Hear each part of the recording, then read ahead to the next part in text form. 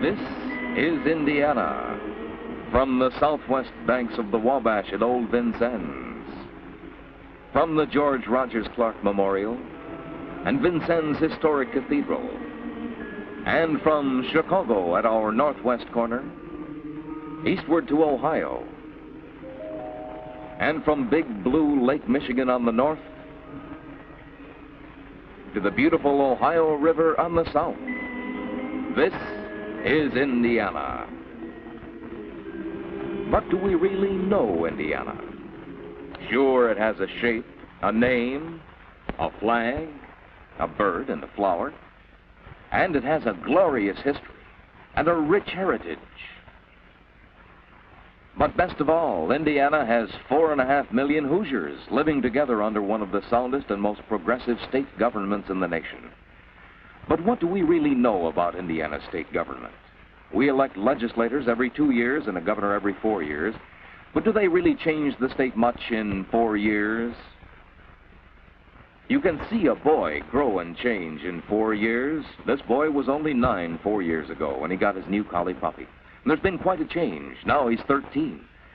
But surely the whole state of Indiana can't change this much in 4 short years. Or can it? Is it the same old Indiana? Or is it a new Indiana? Well, let's take a look.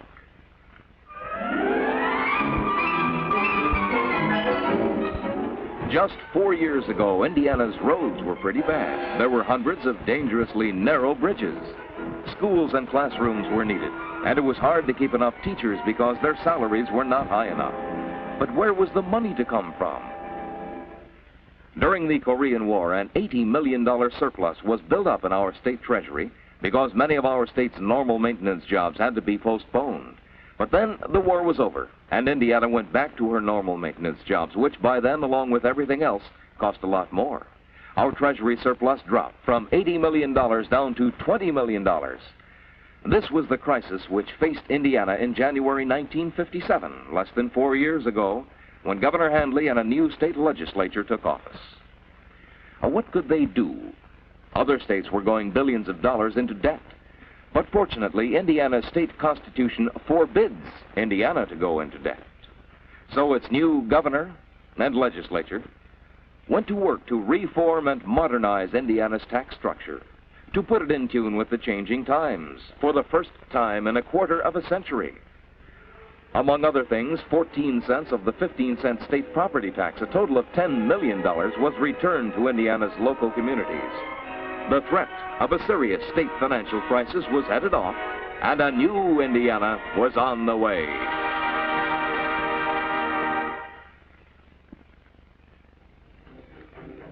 The next 3 years saw the greatest road construction activity in Indiana history.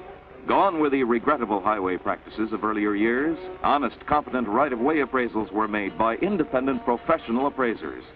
Better highway engineers were hired and kept with higher salaries. In the first fiscal year of this new road construction, there were half again as many road contracts as in the previous record year, and this new record was broken in the second fiscal year 3 times over. 5,000 miles of state roads were repaired and improved in these 3 years, in all 92 counties. Contracts for over 1,500 miles of brand new state roads were let, and these 6,500 miles are more than half of the total mileage of all Indiana state roads. Over 400 new bridges were built in Indiana in these 3 years, and 761 narrow killer bridges were widened, as shown on this map. Some of these Indiana bridges were widened in just 12 to 17 hours with precast concrete beams. And while the main emphasis on this $100 million a year construction has, of course, been on state roads, Indiana's 950-mile share of the big 4-lane interstate highway system has also been moving ahead. This is Interstate 65 near Lebanon. In 3.5 years, Indiana has come from 46th place in road construction to rank among the top 10 states. When you see this big, busy toll road spanning northern Indiana today, it's hard to believe that just 4 years ago it wasn't taking in enough money to pay the interest on the bonds. Today, it's solidly in the profit column, better managed, advertised, and coordinated with the Illinois and Ohio toll road. 4 years ago, there were just 4 non-toll bridges connecting Indiana and Kentucky across the Ohio River. 3 more free bridges have now been projected. A second one at Evansville, one at New Albany, and one at Jeffersonville. And there are now plans and hopes for still another 3 at Tell City, Cannelton, at Mockport, and at Lawrenceburg. The new bridge at New Albany, a part of Interstate 64, is already well underway. And along with all this dynamic new road construction, Hoosier motorists also got their first modern driver's manual. Periodic 4-year driver re-examinations, driver vision tests, and several new state police posts. All in the past 4 years.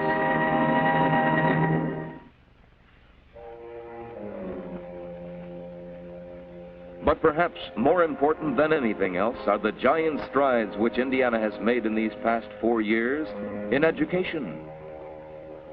Hundreds of inadequate schools have been enlarged or replaced by modern schools like these in Columbus, in Greensburg, in Hammond, in every part of the state. Communities which had used up their bonding power could borrow from a state revolving fund to build modern schools without federal aid or domination. Each year, the Indiana public schools serve about 33,000 more children than the year before. Indiana's state aid to local schools is 75% greater this year than 7 years ago. Indiana's state government now spends nearly $250 million a year on our schools.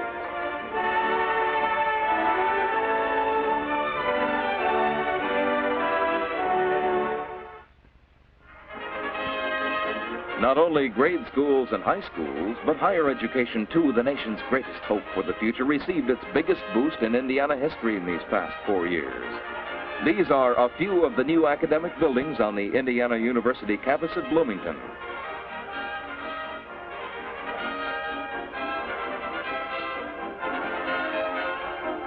And this is the new Indiana University Medical Science Building at Indianapolis.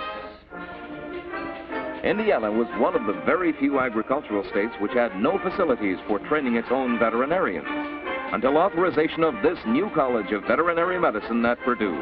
Another of our state's forward strides of the past 4 years.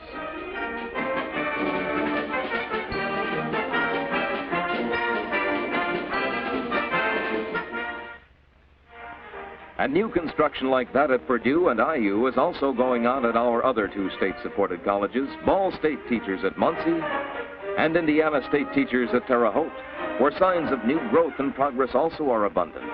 You just can't live in Indiana now without being within 25 miles of one of Indiana's colleges, universities, and IU and Purdue extensions, which bring 2 years of college to thousands of young Hoosiers who fortunately can study while working and living at home.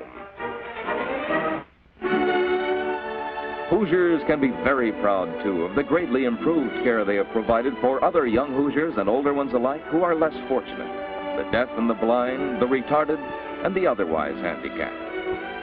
One of the highlights of the past 4 years is this beautiful new Indiana State School for the Deaf in Indianapolis, incorporating every up-to-the-minute technique for helping the deaf to become happier citizens.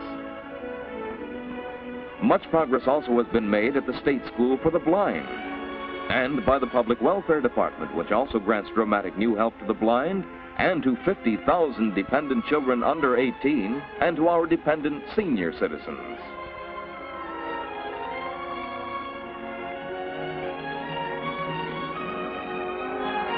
In the past 4 years have come the Governor's Commission on the Aging and the Aged and its annual conferences. Indiana's new official acknowledgement that this is a vital and increasing problem.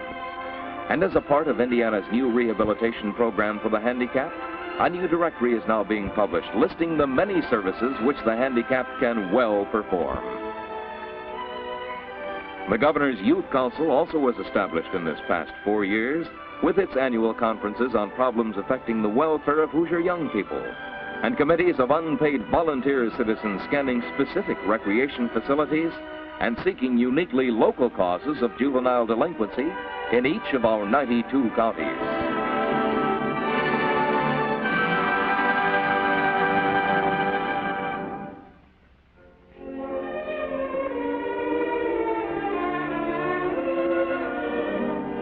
Here at the Fort Wayne School for Mentally Retarded Children who require medical care, 2 new 200-bed dormitories are being completed, patients' bath facilities have been modernized, and plans completed for a new 200-bed nursery, all in the past 3 years. And here at the Muscatatuck State School for Mentally Retarded Children who require medical care, a ward has been modernized and 3 houses built for physicians in this 3-year period, and 5 new 16-bed dormitories are now under construction. Overseeing both these state schools and the 8 other state hospitals for the mentally or emotionally ill in the past 3 years has been the gifted Dr. S.T. Ginsburg, Indiana Commissioner of Mental Health.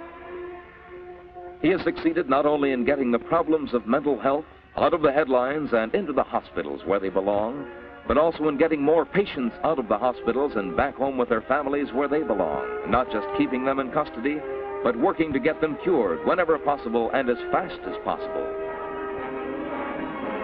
The 18,000 patients are not constantly the same 18,000 because about 3,500 are now being released each year and returned to their homes. More patients now enter these hospitals for short stays of less than a week. More now enter voluntarily, and there are now more leaves of absence. In the past 3 years, there have been 150 research projects in 9 of the 10 hospitals into the causes of mental illness and new methods of treatment. Medical supplies have been doubled. There are now 6,000 employees, 1 for every 3 patients, a 10% increase in 3 years. There are now more doctors and nurses, more attendants and therapists. There is now 23% more personal care than 3 years ago, up from $3.89 per patient to $4.76 today. And these hospitals in the past 3.5 years also have had new and remodeled wards, new activity buildings planned and built, new sewage and power facilities, and new kitchen, dining, and laundry accommodations. Here at the Newcastle Hospital, a building was remodeled into a laboratory and research center. At Beatty Hospital, the maximum security division was remodeled in this 3.5-year period, ending the escapes of dangerous criminals. This brand new intensive treatment center at Central Hospital in Indianapolis is designed for fastest possible treatment and cure of the mentally ill. And there is a new emphasis upon prevention of mental illness. 3 years ago, there were just 7 state-supported psychiatric clinics in Indiana. Today, there are 14 for mentally or emotionally disturbed persons in their own communities where they can remain at home and at work, and often head off more serious illness and avoid hospitalization altogether. Each of these 14 state-supported community clinics bears at least half its own operating expense.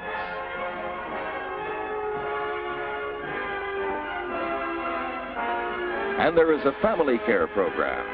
Some patients without families of their own stay in approved private homes where they can more easily readjust. There are 2.5 times as many patients in such homes today as 3 years ago. The family care program and the community psychiatric clinics not only help the patients, but also help to avoid the cost of additional hospitals and to keep Indiana's present hospitals available to those who are more seriously ill.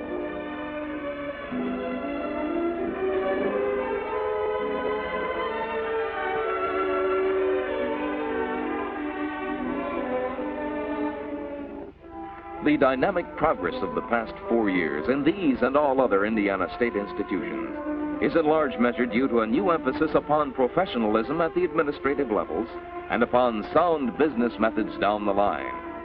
Administrators like Dr. Ginsburg and like Warden A.F. Dowd of the state prison, who is a Democrat appointed by a Republican governor, have been selected for their professional competence and excellence, not for political affiliation or activity. In the past 4 years, for the first time in many, many years, a complete item-by-item inventory was taken of every bit of state property in all 6 penal and corrective institutions, all 10 mental hospitals, all state offices and garages, everything from bulldozers to paper clips. And when it was discovered that a housewife could buy a can of coffee at her grocery for less than the state had been paying, even in carload lots, a new central purchasing system was established, which has saved literally millions of dollars in these past 3.5 years. But basically all this growth and progress, better schools, teacher salaries, roads, bridges, hospital improvements, are possible only in a healthy, expanding economy. The very lifeblood of a state is jobs, thousands and thousands of jobs in private industry. And because our population is growing, yesterday's jobs are not enough. New industries are needed constantly. So in the past 4 years, Indiana's officials have traveled across the nation to explain in person to the managers of American industry the many unique advantages of locating new factories in Indiana, to explain that while other states were going deeper and deeper into debt, our Constitution was keeping Indiana debt-free, and that therefore we pay as we go in Indiana and are not taxed tomorrow for yesterday's bills. It was explained to American industrialists that Indiana has no corporation tax and no manufacturer's tax, no net worth tax and no penalty tax, no sales tax, no nuisance tax, and that Indiana has had only one tax rate increase in 28 years. The nation's industrialists were told about the many outstanding skills of Hoosier workers, about Indiana's raw materials, railroads and truck lines, our lakes, state parks, and colleges. They were told that Indiana was at the very center of population, manufacturing, marketing, and shipping, and that Indiana had become the world's largest center of electric power, and that our Ohio River carries more freight than the Panama Canal or the Suez Canal. Indiana's industrial location advantages were explained to industrialists in brochures like these, and set forth in nearly 100 advertisements like these. Never before in history had the Indiana story been told so fully or so aggressively to leaders of industry across the nation. It cost less than the industrial development budget of any other industrial state in the United States, but it got tremendous results. Requests for more facts about Indiana poured in from industries all over the nation. Over 1,500 in 1957, nearly 2,500 in 1958. And after industrial executives got the facts and studied them, new factories and thousands of new jobs began to pour into Indiana faster than into any other area in the world, like the chain belt plant at Madison, link belt at Indianapolis, General Electric at Mount Vernon, General Motors Laboratory at Kokomo, and another General Motors Delco Remy lab at Anderson was announced just last month, Ford at Indianapolis, Indiana and Michigan Electric's new Breed power plant at Sullivan, the largest single electric power generating unit in the world. The new D. Mitchell generating plant at Gary. The new Indiana Public Service power plant at New Albany. New York Central's 2 new automatic switching yards at Avon and here at Elkhart. Armstrong Cork at Dunkirk, and so on and on. A total of 79 new industries came into Indiana 3 years ago. And 2 years ago, nearly twice as many, 171. Last year, the new factory figure for Indiana hit a tremendous 315. And many plants which were already in Indiana have greatly expanded their facilities. 97 3 years ago, 149 2 years ago, and an even more impressive 271 last year. Why, last year, new industries in Indiana and expansions of existing industries in Indiana had soared to the terrific rate of 49 a month. The huge new Midwest steel plant going up here at Portage will be the largest single addition to Indiana industry in the entire history of our state. And B.F. Goodrich, soon after building its first Indiana plant at Salem, began construction at Fort Wayne of the most expensive Goodrich plant in the whole nation. At Muncie, this vast new Westinghouse plant will build transformer units bigger than any the world has ever known. At Newburgh near Evansville, Alcoa is building the largest aluminum refinery in the world. And here on the Indiana shores of Lake Michigan, on the site of Burns Ditch, will rise one of the world's great seaports, the most modern and efficient harbor and terminal in the world, in what is rapidly being recognized as the most significant industrial economic development area in the entire United States.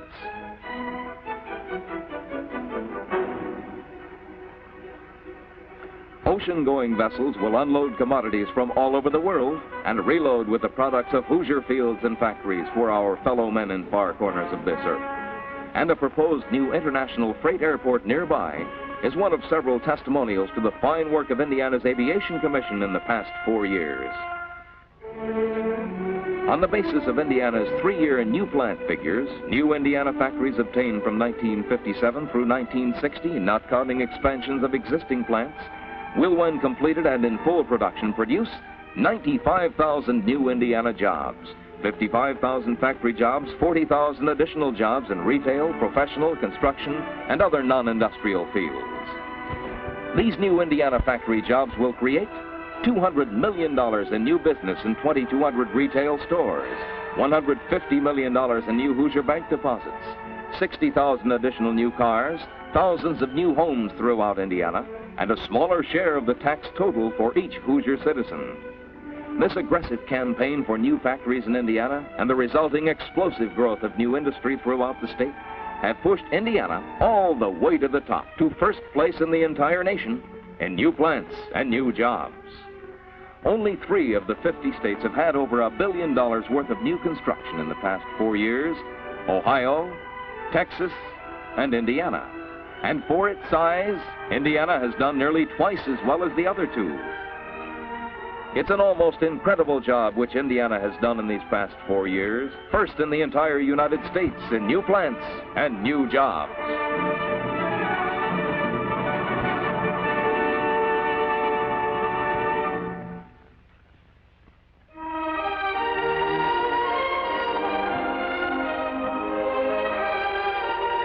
And this phenomenal growth of Indiana industry has not been at the expense of our natural beauty.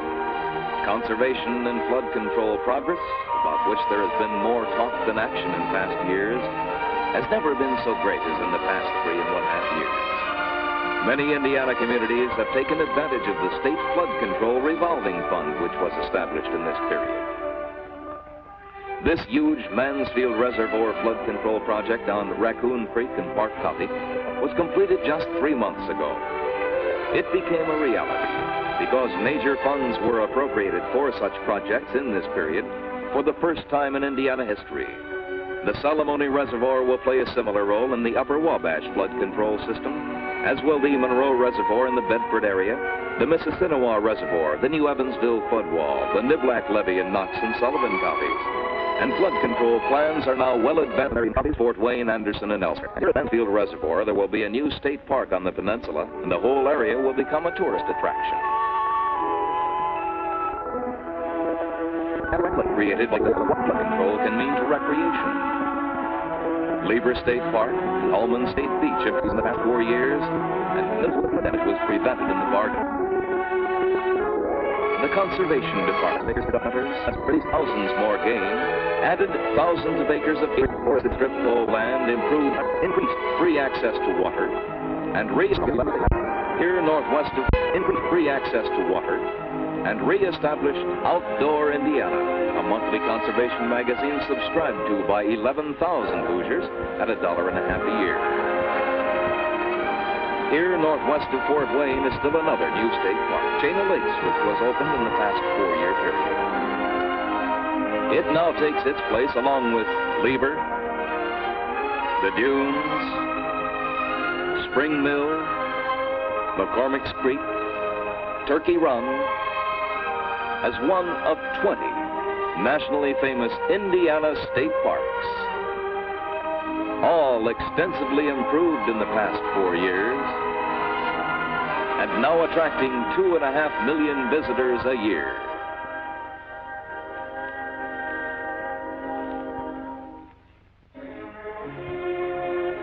Dedicated just last month was this new home of the Indiana Employment Security Division across from the State House. For years there had been talk but little more about such a building to house the activities so vitally affecting the job security of thousands of Hoosiers. And now at last, it is a reality.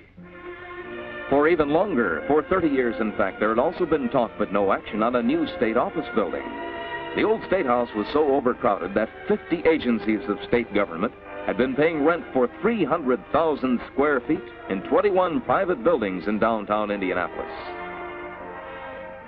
But this modern 14-story Indiana State Office building is now here at last, designed for low-cost maintenance and tomorrow's needs as well as today's.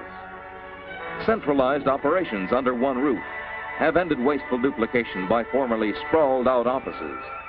Financed with revenue bonds, it required no state tax funds, and it cost less per square foot than any public building in recent years in the entire United States.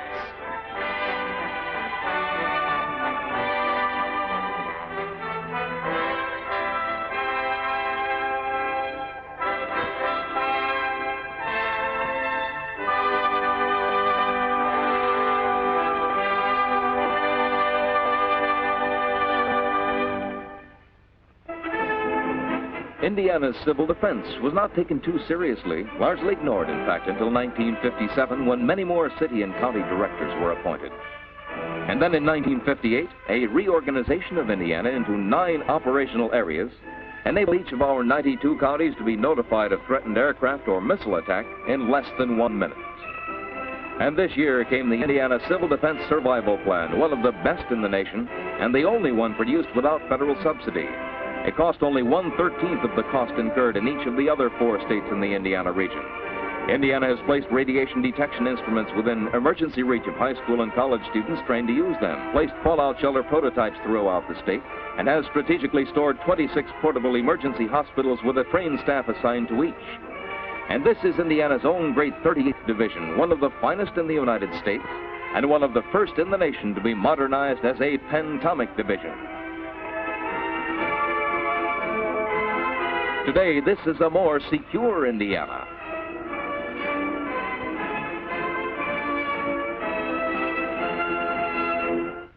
And already Hoosiers are looking ahead to their next 4 years of growth. On the governor's desk are some of the special reports he has had prepared for the guidance of Indiana's 1961 legislature and its next administration. A report from the State Tax Study Commission directed by the governor toward local property tax reform. A seaport study, a state aviation survey, a state government job evaluation survey, an analysis of the problems of the aging and the aged prepared for the annual governor's conference on these problems at Purdue, an executive order for a complete recodification of the state property tax laws for consideration by the next legislature, and so on. Meanwhile, Indiana has indeed changed more than a growing boy in 4 short years. It's a bigger Indiana now, and it's a more beautiful Indiana. It's now a better Indiana, and a sounder Indiana. It has indeed, in these past 4 years, become an entirely new Indiana. The New Indiana was written and produced by Mark Gross and Associates in cooperation with television station WLWI in Indianapolis. Production was by Alan Hall. Photography by Bill Landrum. Your narrator was John Totten, and Vin Adams was art director.